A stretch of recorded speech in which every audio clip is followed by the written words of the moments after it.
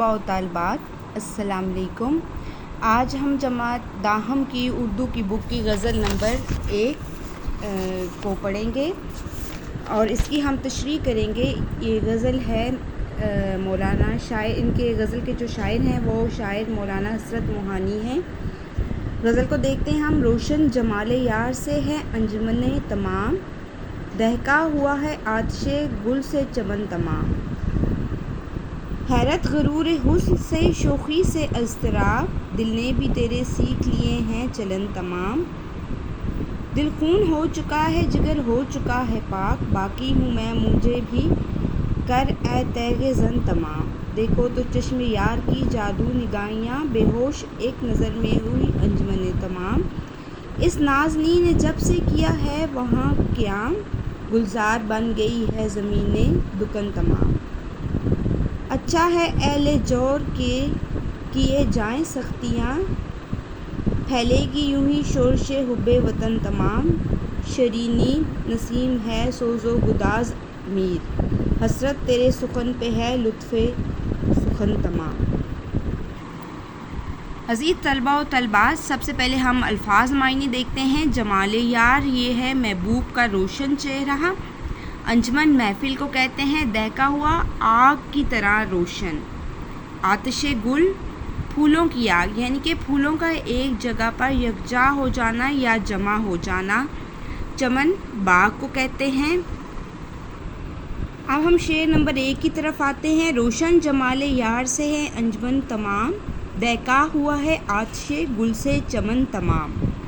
تو یہ غزل کا مطلع ہے۔ آپ کو جیسا کہ آپ کو پتہ ہے کہ مطلع غزل کے پہلے شعر کو کہتے ہیں، بشرطے کہ وہ اس کے دونوں مصرے ہم قافیہ اور ہم ردیف ہوں۔ تو اس میں انجمن اور چمن اور بعد میں جو دہرائے جانے والے ردیف ہیں وہ اس تمام چونکہ جو بعد میں دہرائے گئے ہیں لفظ، تو اس کو جو ہے ہم قافیہ اور ہم ردیف کہیں گے۔ تو یہ غزل کا مطلع ہے۔ جیسا کہ حسرت موہانی نے اردو کے غزل کی کشادگی میں بھرپور کردار ادا کیا اور حسرت موہانی کو رئیس المتغزلین کہا جاتا ہے۔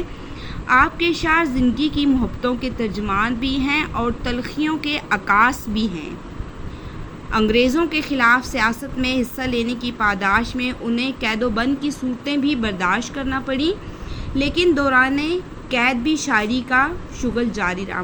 مولانا حسرت موہانی جو تھے، انہوں نے انگریزوں کے خلاف جو آواز اٹھائی تو اس سلسلے میں ان کو قید و بند کا سامنا کرنا پڑا، لیکن انہوں نے پھر بھی شاعری کا شغل جو ہے وہ جیل میں بھی جاری رکھا۔ ان کی شاعری جو ہے وہ گھٹیا جذبات سے خالی اور بے حد تاثر انگیز ہے۔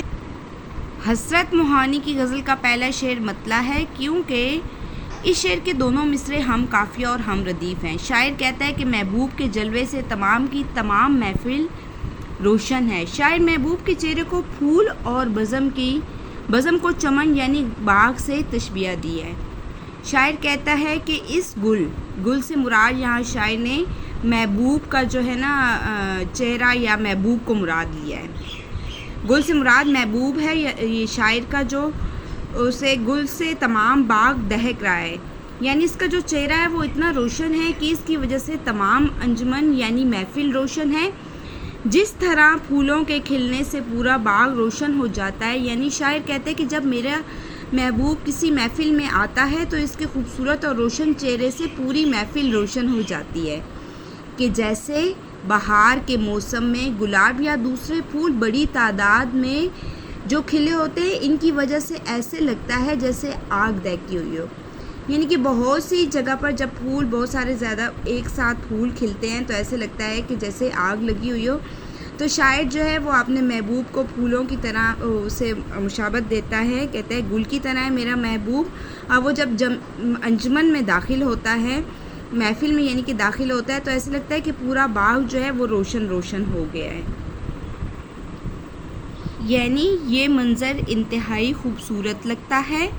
اس طرح میرے محبوب کے چمکدار چہرے سے پوری محفل روشن ہے۔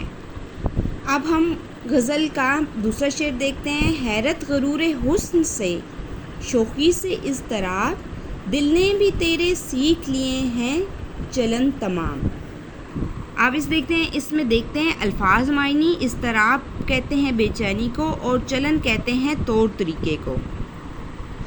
حضرت موہانی اس شعر میں کہتے ہیں کہ میرے دل نے محبوب کے تمام چلن یعنی طور طریقے سیکھ لیے ہیں. محبوب کے حسین ہونے کے غرور سے اس نے حیرت اور محبوب کی شوخی یعنی شرارت سیکھ لی ہے. شاعر کہتا ہے کہ اے میرے محبوب تیرے حسن کے غرور کو دیکھ کر ہم حیرت میں ڈوب جاتے ہیں اور تیری شوخیاں ہماری بے چینی میں اضافہ کرتی ہیں. یعنی شاعر نے اپنی حیرانی اور عشق کی بے قراری کی وجہ محبوب کی خوبصورتی اور اس کی معصومانہ شرارتوں کو قرار دیا ہے.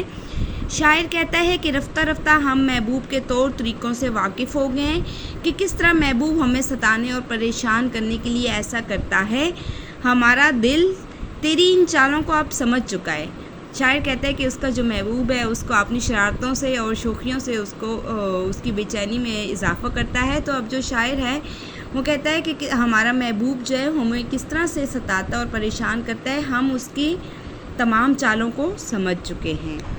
شعر نمبر 3 کی طرف آتے ہیں. دل خون ہو چکا ہے، جگر ہو چکا ہے چاک، باقی ہوں میں مجھے بھی کر اے تیغ تمام. جگر کس کو کہتے ہیں؟ مشکل الفاظ کے معنی دیکھتے ہیں. جگر دل کو کہتے ہیں اور چاک کا مطلب ہے کٹا پھٹا یعنی کہ کٹ جانا. تو جو حضرت موہانی ہیں وہ شاعر اس شعر میں محبوب کو تیغ زن کہتا ہے. تیغ زن کا مطلب ہوتا ہے کہ تیز تلوار. کہتے ہیں کہ جس کے ہاتھ میں تلوار ہے وہ اپنی تلوار سے کسی کی جان لے رہا ہے.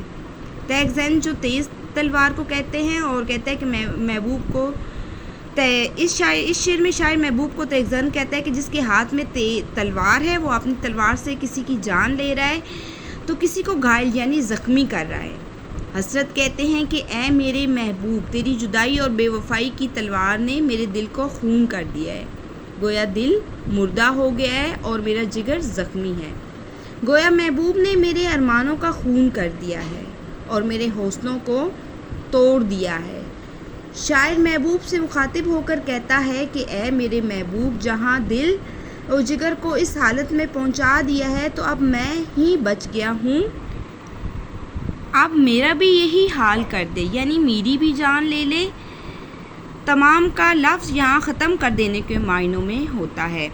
یعنی کہ دیکھیں باقی ہوں میں مجھے بھی کر دے اے تیغ زن تمام. محبوب کو کہتے ہیں تیغ زن اور کہتا ہے کہ جو تمہارے ہاتھ میں تیز تلوار ہے اس نے مجھے میرے دل اور جگر کو تو اس حالت میں پہنچا دیا یعنی کہ زخمی کر دیا ہے. اب میں ہی رہ گیا ہوں تو مجھے بھی تمام کر دے یعنی کہ مجھے بھی ختم کر دو.